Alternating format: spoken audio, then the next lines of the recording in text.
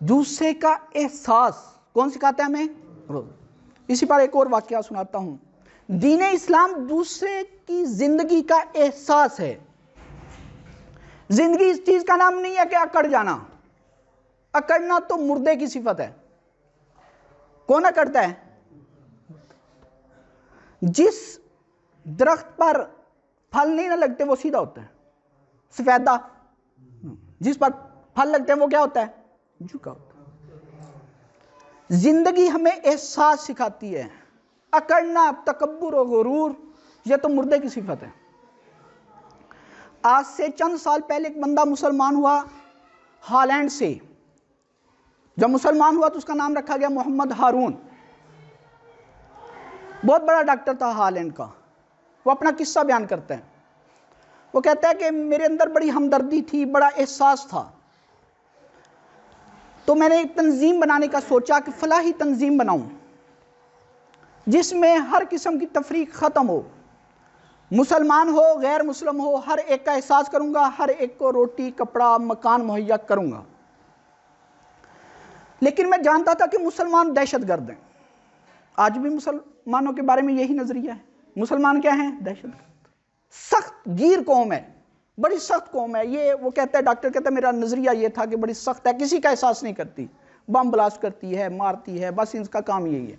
یہ باہر کے لوگوں کے ذہن میں میڈیا نے یہ بٹھایا ہوا ہے۔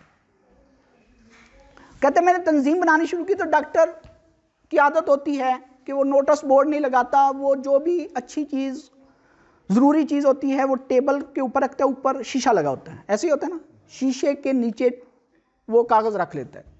کہتے ہیں میں دوسری تنظیموں کے دستور دیکھتا، منشور دیکھتا، قانون دیکھتا کہ کس طرح تنظیم بنی ہے تاکہ میں اپنی تنظیم بھی بناؤں۔ تو کہتے ہیں میں نے ویسے رکھے ہوئے تھے قوانین لکھ لکھ کے، تو مصر سے ایک عالم آیا، بڑا بیمار تھا۔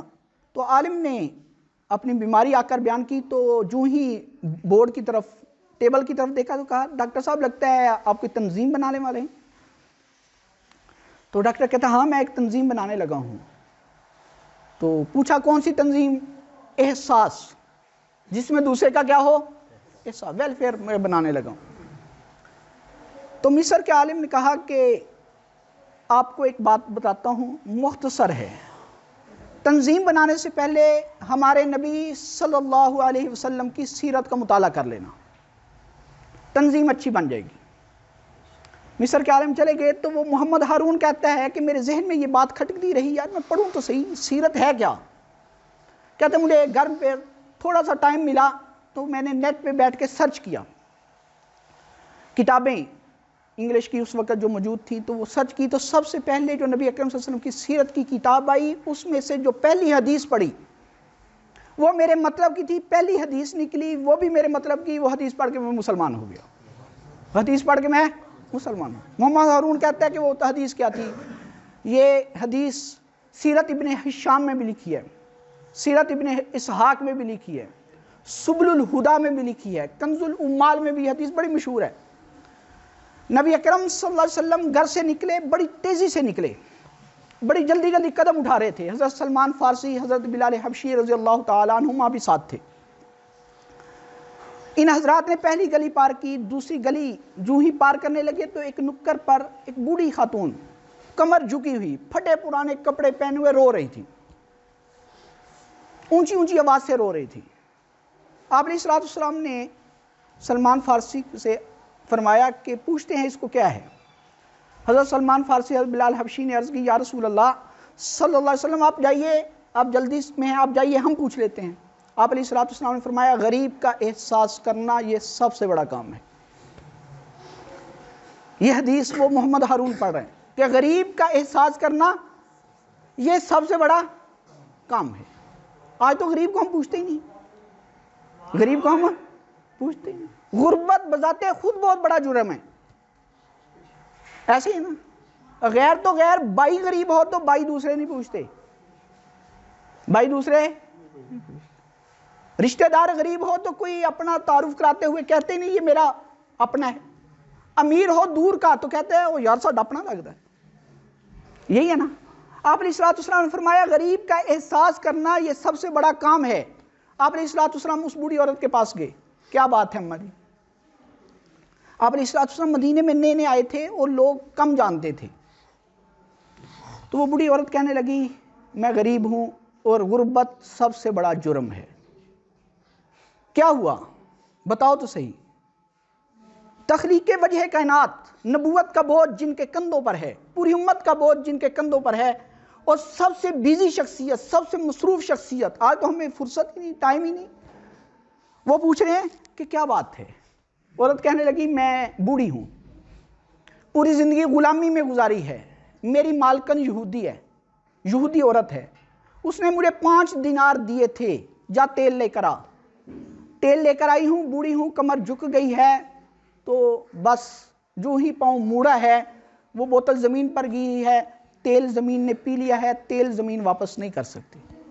اس بات پر رو رہی ہوں. اور اب وہ یہودن بڑی سخت ہے، کسی کی بات نہیں مانتی، وہ تو مجھے کوڑے مارے گی، میری کھال کھینچ لے گی. اب مجھ سے کوڑے نہیں کھائے جاتے، مجھ سے مار نہیں. آپ علیہ السلام نے فوراً حضرت بلال حبشی کو کہا جاؤ گھر سے 5 دینار لے کر آؤ. اس عورت کو 5 دینار تھمائے. عورت پھر رونے لگی، عورت پھر رونے لگی. آپ علیہ السلام نے پوچھا کہ اب کیا بات ہے؟ اب کیا بات ہے؟ عورت کہنے لگی یہ مار پھر بھی پڑنی ہے، دیر سے کیوں آئی ہے؟ مار پھر بھی پڑنی ہے، دیر سے کیوں؟ اب یہاں پر آپ علیہ السلام کا طریقہ کار دیکھنا. ایم پی الیکشن کے دنوں میں آتے ہیں، آپ کا ہم خادم ہیں، آپ کے ہم کام پڑے تو ملتے نہیں، کام پڑے تو ملتے ہیں تو کہتے ہیں فون کر دیتے ہیں ہو جائے گا مسئلہ حل. تخلیق وجہ کائنات جن کی وجہ سے پوری کائنات بنائی گئی، دنیا کے سردار، کائنات کے سردار، دونوں جہانوں کے سردار، آپ علیہ السلام نے ارشاد فرمایا میں تیرے ساتھ چلتا ہوں، میں سفارش لے کر جاتا ہوں، میں تیرے ساتھ چلتا ہوں، سفارش لے کر جاتا ہوں. پتہ نہیں تھا بوڑھی عورت کو یہ کون ہے. بوڑھی عورت آگے آگے چل رہی ہے، آپ علیہ السلام پیچھے پیچھے. جو ہی یہودی عورت کے گھر کے پاس پہنچے تو وہ عورت یہودی باہر آتی ہے. اس نے جب دیکھا کہ کون سی شخصیت آئی ہے جو نور کے حالے میں لپٹی ہوئی ہے، جب آپ علیہ السلام کے حسن کو دیکھا، گورا چٹا رنگ دیکھا اور نورانی زلفیں دیکھی، کالی زلفیں شانوں پر گری ہوئی دیکھی اور آنکھیں خوبصورت دیکھی، تو فوراً آپ علیہ السلام کی طرف دیکھتی رہ گئی. آپ علیہ السلام نے نظریں جھکائی ہوئی ہیں، نظریں جھکائی ہوئی ہیں، اور آپ علیہ السلام نے ارشاد فرمایا میں سفارش لے کر آیا ہوں. وہ عورت بھی نہیں جانتی کہ یہ کون ہے. میں سفارش لے کر آیا ہوں، اسے مارنا نہ، اس کی غلطی کوئی نہیں، اسے مارنا نہ، اس کی توجہ کرو میری طرف، اسے مارنا نہ، اس کی غلطی کوئی نہیں. وہ عورت مانتی کسی کی نہیں تھی، وہ کہتی ہے میں کسی کی نہیں آج تک مانی، آپ کی مانتی ہوں، وعدہ کرتی ہوں نہیں مارتی. آپ علیہ السلام نے پھر ایک اور طریقہ استعمال کیا. آپ علیہ السلام نے بوڑھی عورت سے پوچھا اجازت ہو تو میں جاؤں؟ اجازت ہو؟ بھیک بھی دیتے ہیں اور بھلے کی دعا بھی کرتے ہیں. آپ علیہ السلام نے کیا فرمایا؟ اجازت ہو تو میں جاؤں؟ بوڑھی عورت نے آنکھوں میں آنسو آگے خراج تحسین پیش کیا اور شکریہ ادا کیا. آپ علیہ السلام چلنے لگے، بلال حبشی پیچھے تھے. وہ دونوں عورتیں دوڑی دوڑی آئیں حضرت بلال کے پاس. یہ کون ہے؟ پوچھا یہ کون ہے؟ حضرت بلال کہنے لگے یہی تو ہیں جو سچے رسول بن کر آئے ہیں، یہی تو ہیں جو سچے رسول بن کر آئے. دونوں عورتیں باغی ہوئی آپ علیہ السلام کے پاس آئیں اور کہا ہمیں کلمہ پڑھا دو، ہم مسلمان ہونا. ہمیں کیا پڑھا دو؟ کلمہ پڑھا دو، ہم مسلمان ہونا چاہتی ہیں. محمد ہارون کہتے ادھر سے میں حدیث پڑھ رہا تھا کہ وہ عورتیں کلمہ پڑھ رہی ہیں، ادھر سے میں کلمہ پڑھ کے مسلمان ہو رہا تھا. ادھر سے میں کیا ہو رہا تھا؟